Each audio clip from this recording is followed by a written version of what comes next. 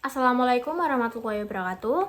Perkenalkan, nama saya Asmi Nabila dengan NIM 20523024. Di sini saya akan melanjutkan penjelasan saya tentang materi harmonisasi sains dan Islam menurut Mindal Husserl.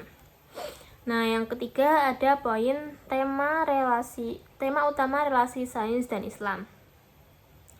1. Dimensi perdebatan sains dan Islam. Berdasarkan survei literatur yang dilakukan sejak tahun 2000 sampai awal tahun 2012, diskursus relasi sains dan agama adalah sebuah diskusi yang menarik dan meluas sampai kepada banyak persoalan. Tema pembahasan relasi sains dan agama mulai dari persoalan dan yang kontroversial sampai kepada pendekatan yang hangat antara kelompok ateis dan para penentangnya. Pembahasan tentang interrelasi sains dan agama sampai kepada dengan persoalan lingkungan serta tentang aspek-aspek penting pola relasi dan agama dengan kontestasi sejarah yang melibatkan berbagai agama dan perspektif.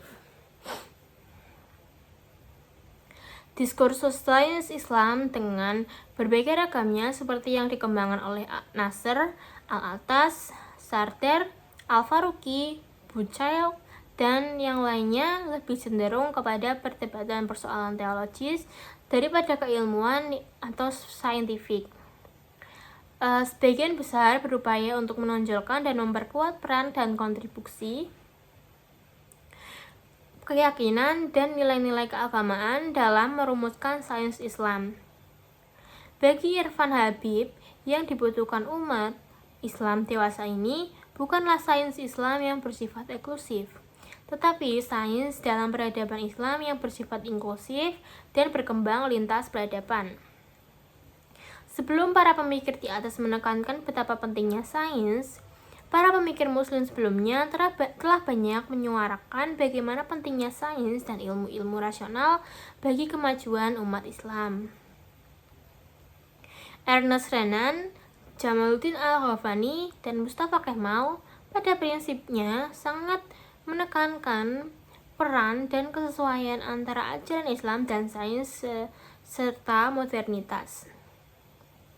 Oleh karena itu, mereka sangat menentang dogma, tradisi yang statis atau jumud, dan irasionalitas yang dapat menghambat sains atau diterimanya ilmu-ilmu rasional. Hal yang penting perlu diketahui bahwa masing-masing tokoh tersebut tentu saja memiliki perbedaan, seperti Mustafa Kemal mendukung liberalisme atau sekularisme. Nah, Husserl membagi diskursus Islam dan sains yang begitu luas dan kompleks menjadi 3 dimensi. Pertama adalah dimensi sejarah yang membahas tentang perdebatan sains pada peradaban Islam. Kedua adalah dimensi aplikasi praktis yang membahas tentang penggunaan sains dalam masyarakat Islam seperti penanggalan dan pengobatan. Ketiga adalah dimensi konseptual yang mendiskusikan tentang relasi sains dan Islam, baik konflik, harmoni, maupun terpisah.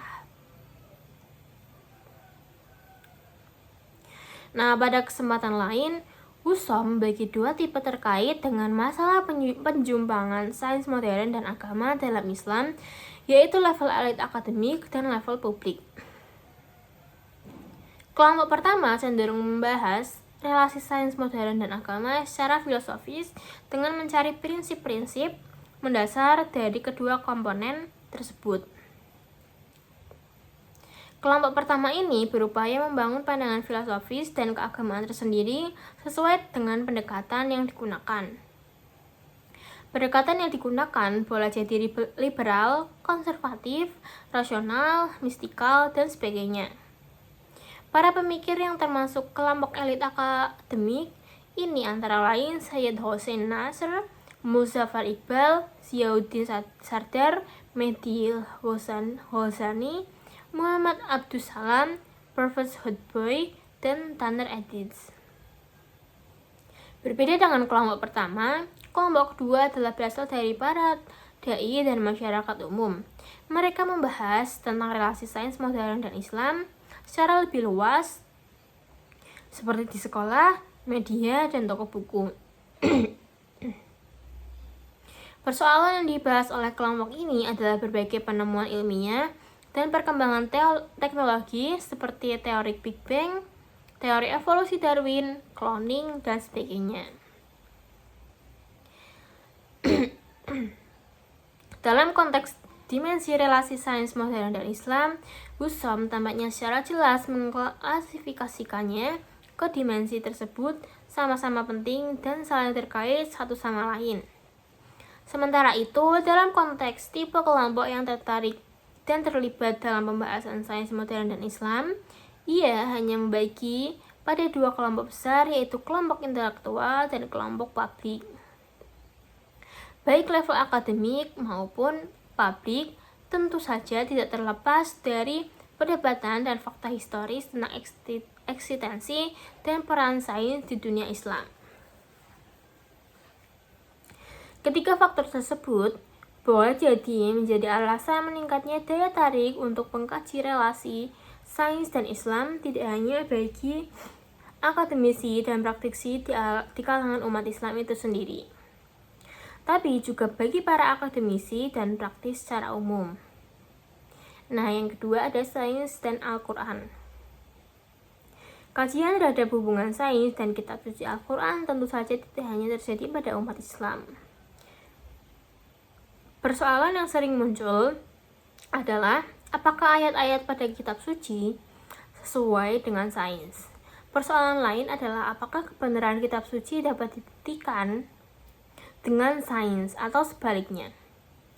Jika ada kesan pertentangan antara kitab suci dan sains, apa yang mesti dilakukan baik oleh pemuka agama maupun ilmuwan? Nah, terkait dengan proyek ke depan persoalan relasi agama dan sains, Peter Harrison menawarkan beberapa hal yang bersifat tentatif. Pertama, sama halnya dengan keberagaman pengetahuan, persoalan relasi sains dan agama juga beragam. Apapun model relasi sains dan agama yang dipahami, sangat tergantung dengan batasan konstruksi pemikiran seseorang. Kedua, dimensi politik dan kekuasaan juga memiliki peran yang tidak dapat diabaikan dalam mengkonstruksi relasi sains dan agama pada peradaban dan masa tertentu. Ketiga, relasi sains dan agama tidak dapat terlepas dari isu-isu pluralisme agama. Dalam konteks relasi sains dan agama di Barat, khususnya Kristen, perlu juga diperhatikan bagaimana konsep relasi sains dan agama dalam agama lain seperti Islam dan Buddhisme. Keempat, konsep relasi sains dan agama juga tidak dapat terlepas dari dimensi dan aktivitas personal, penganut, dan tokoh agama, serta keilmuan itu sendiri. Terakhir, analisis historis memiliki peran sentral dalam merumuskan relasi sains dan agama kontemporer.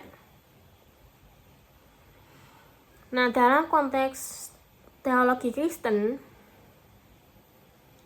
perdebatan sains dan agama di Barat lebih pada perdebatan hermeneutik atau pemahaman tradisional terhadap kitab suci, sulit memiliki titik temu dengan berbagai teori-teori sains, khususnya teori evolusi.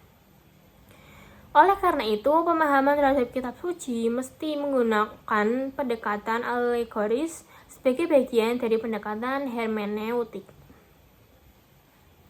Al-Quran sebagai sebuah sistem yang kompleks dan memiliki kedalaman logis, serta pesan-pesan yang terkandung dalam Al-Quran sangat tepat dipahami dengan menggunakan pendekatan rasionalisme kritis.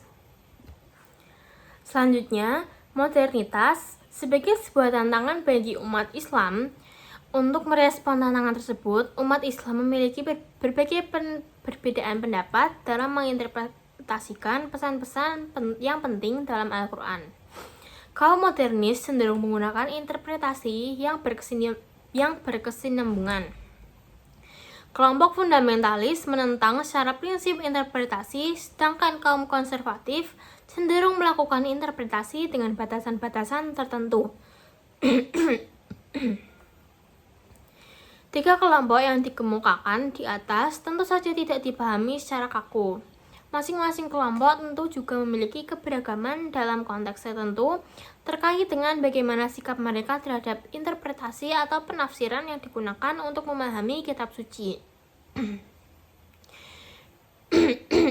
Modernis, fundamentalis, dan konservatif merupakan 3 kelompok besar dengan perbedaan pendekatan yang digunakan. 3 kelompok itu juga dapat dipakai dalam mengklasifikasikan bagaimana pola pemikiran keislaman. Dalam konteks perdebatan kitab suci dan sains yang terjadi di barat awal modern, menurut Massimo Campanini dengan menganalisis pemikiran Galileo Galilei terdiri dari 4 poin sebagai kerangka pikir yang dipakai. Pertama, kitab suci tidak dapat digunakan untuk menjelaskan fenomena alam dan argumen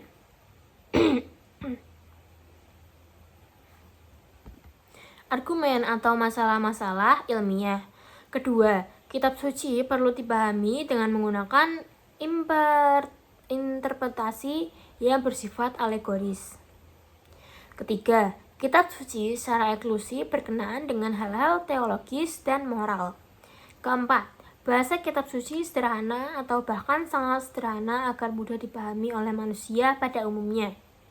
Campanini lebih jauh melihat meski tidak ada bukti bahwa Galileo terpengaruh Ibnu Rus. Pemikiran Galileo ini ada kesamaan dengan sisi sudut pandang metodologis dengan pemikiran Ibnu Rus yang memisahkan kebenaran agama dengan kebenaran ilmiah.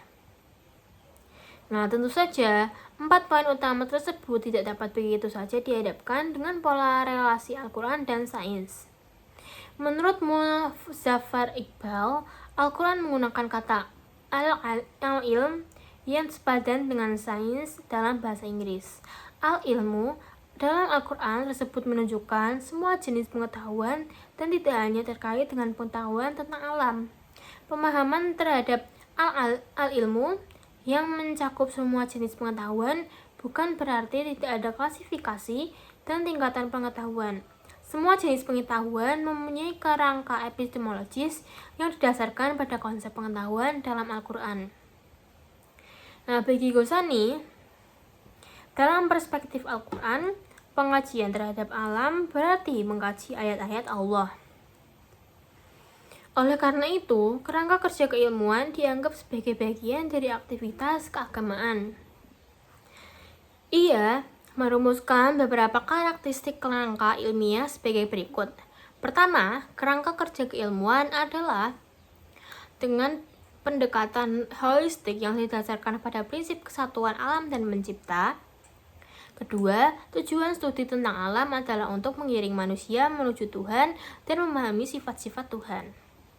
Ketiga, studi fisika dan biologi merupakan sebagian aspek penting yang mengkaji dan memahami yang ada di balik alam melalui agama. Keempat, sains modern mengabaikan prinsip-prinsip teologis dari alam, padahal prinsip teologis tersebut banyak diingatkan dalam Al-Quran. Kelima, dalam pandangan Islam terhadap hierarki pengetahuan dan menolak reduksionisme, sains hanya terbatas pada sains empiris. Keenam, ilmu-ilmu kemanusiaan memiliki perbedaan fundamental dengan ilmu-ilmu kealaman. Sains dalam Islam memiliki interrelasi dengan segala aspek semesta, oleh karena itu perlu aspek-aspek yang bersifat sintetik terhadap keluasan kajian alam semesta seperti yang dikembangkan oleh ilmuwan muslim pada kejayaan Islam. Nah, keenam karakteristik kerangka ilmiah dan pemikiran keislaman, ketuhanan, serta Al-Quran memiliki interrelasi yang jelas.